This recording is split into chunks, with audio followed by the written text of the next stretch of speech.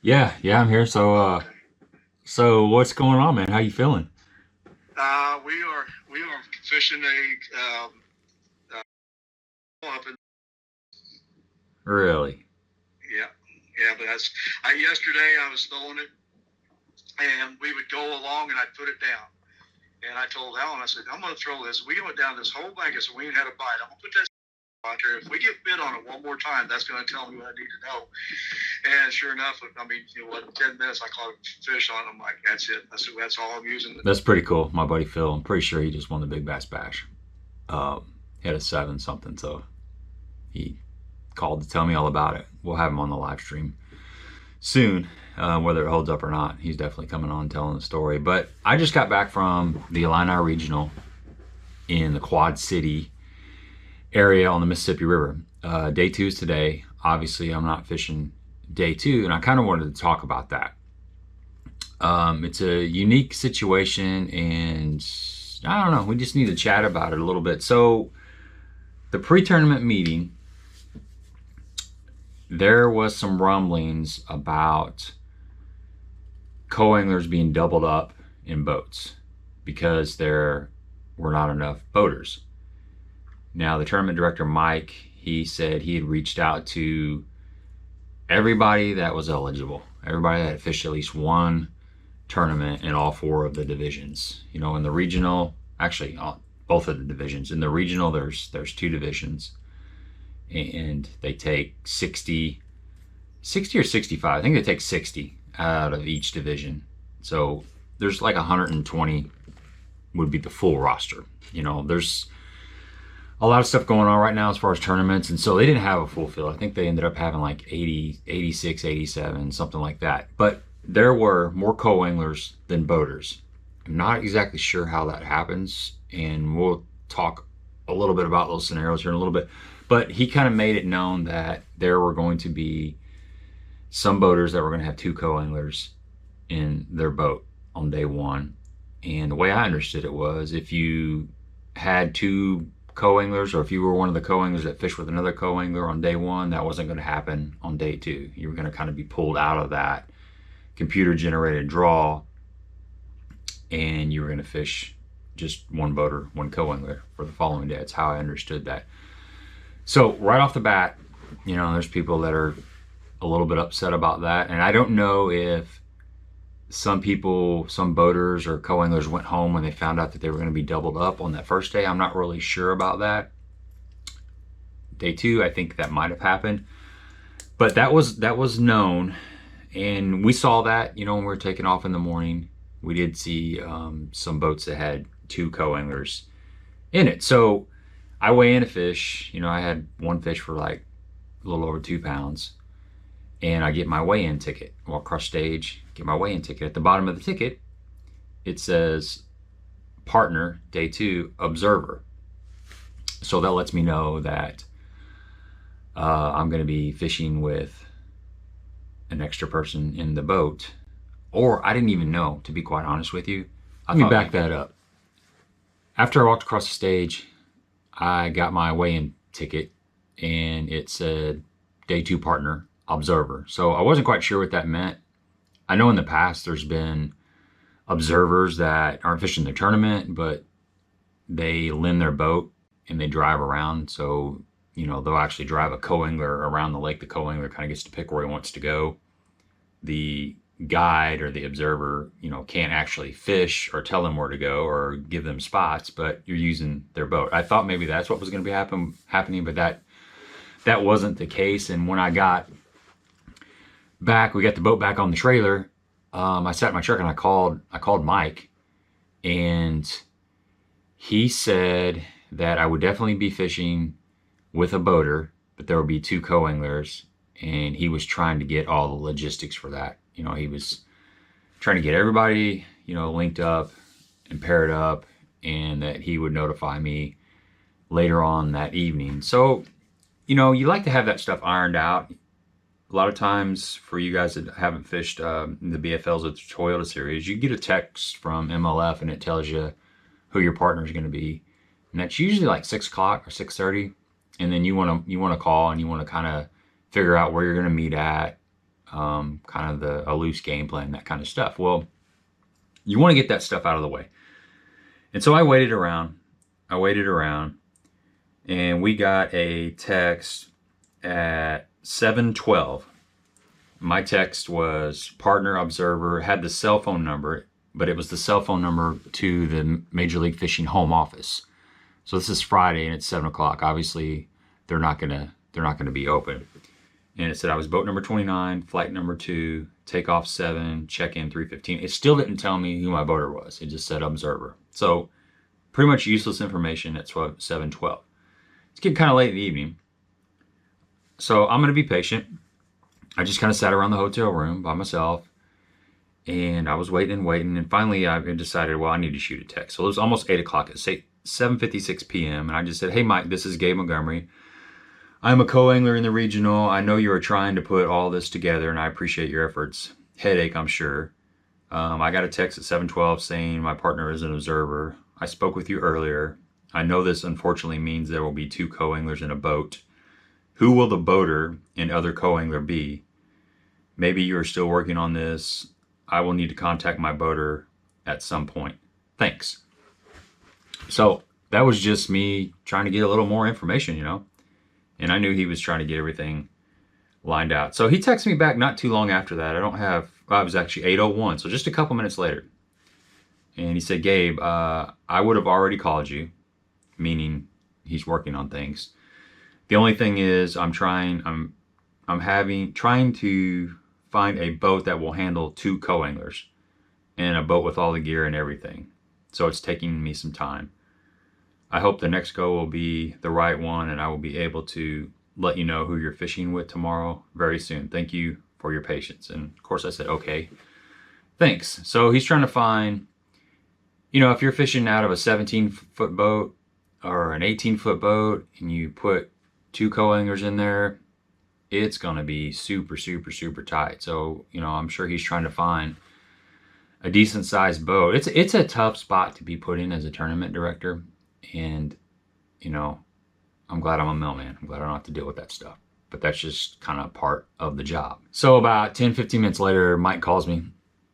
And, you know, he says, you're going to have an extra co-angler with you. And he said, I finally found a boater. He's got a 522, a Ranger. So you're going to have, I guess, the best possible room, the bigger boat. And do you want his contact information? I said, well, yeah, of course I want his contact information. I said, I want the co-angler's contact information too, because I need to call him and find out how much stuff he's bringing. If we need to downsize, because it's going to be really, really tight in this boat. So he said, okay, I'll shoot you that text over. So sure enough, he texts me the boater's information, phone number, and then he texts me the co-angler's phone number. So I call my boater for the next day, and his wife picks up the phone, and I asked for the guy, and she said he's sleeping. So I'm like, well, great. I kind of need to talk to him, you know. And she said, meet him at 5:30. He's staying over there at the casino. He's got, I guess, a white van and a gray boat. It's parked in the back. It's a 522. There's not a lot of 522s. So I didn't feel like that would be a problem finding that boat. But meet him at 5:30. I'm like, okay. So I asked if he'd lock through. Was he planning on locking through? And she said, yeah, he locked through today, and he was planning on locking through tomorrow. He only had 1 fish. And she asked me, you know, what I thought about the double co-angler thing. And I said, well, I don't like it. It's unfortunate. And she said, yeah, he wasn't real happy about it either. But I kind of left it at that. I'm like, okay, well, I'll just show up at 5:30 and we'll figure things out. So then I called the co-angler. He picks up the phone. I said, hey, this is Gabe. I'm the other co-angler that's fishing with you tomorrow. And he was like, basically, seriously? You know, he said a few choice words, but not at me, just because he didn't know. I was the first person that told him that he was actually fishing with another co-angler.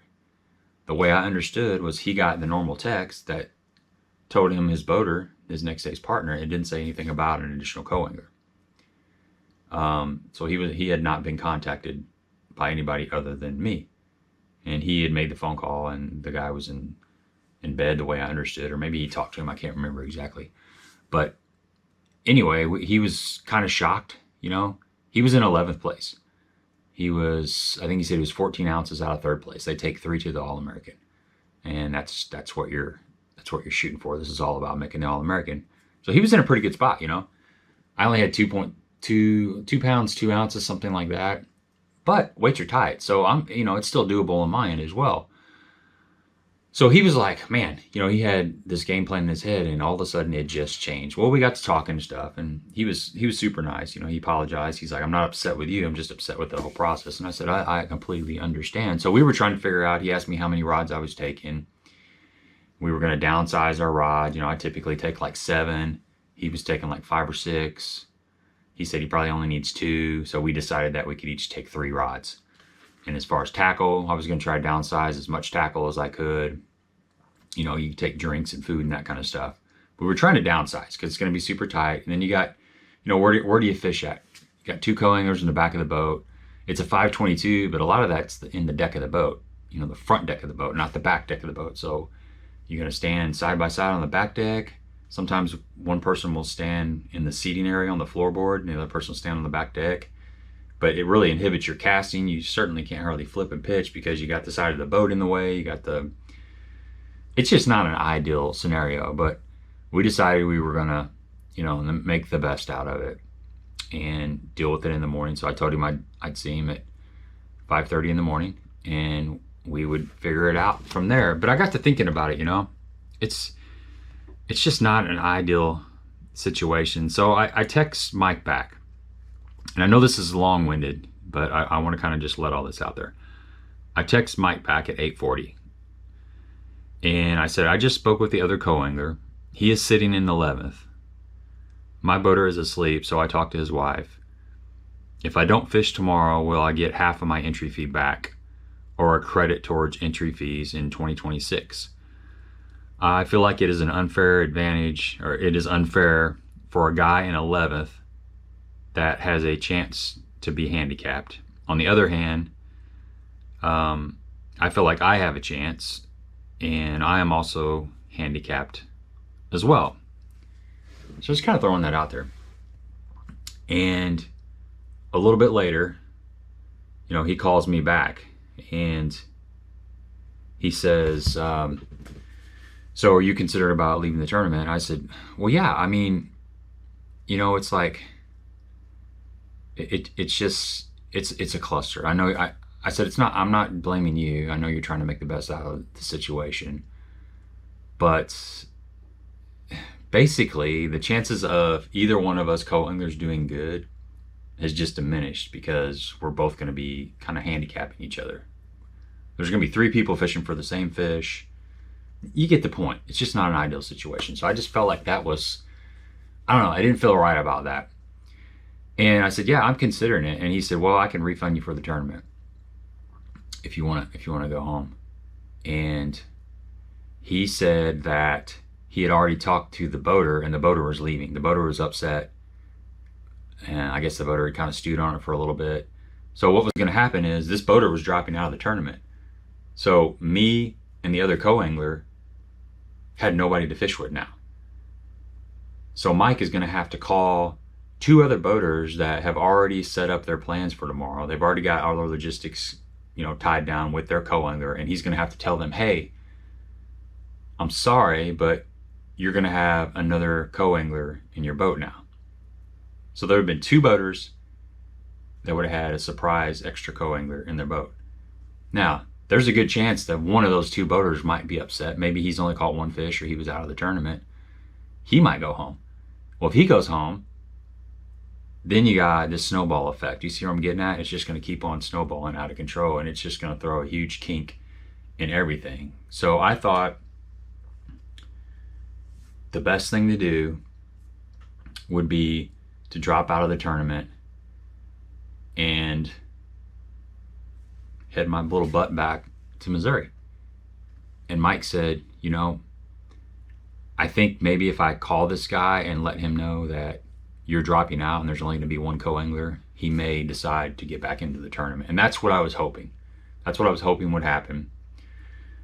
So I called this co-angler back, and he had been in contact with the boater, and the boater had told him that he was dropping out of the tournament. So he was kind of upset. He was like, man, you know, we don't have anybody to fish with. I said, hey, I talked to the tournament director, and he's going to give me my entry fee back, and I'm just going to leave.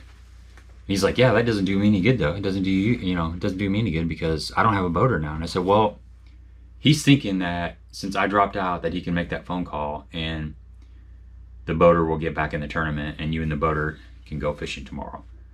And I said, I'm hoping that you go out and catch like 9 pounds and qualify for the All-American and things work out perfectly.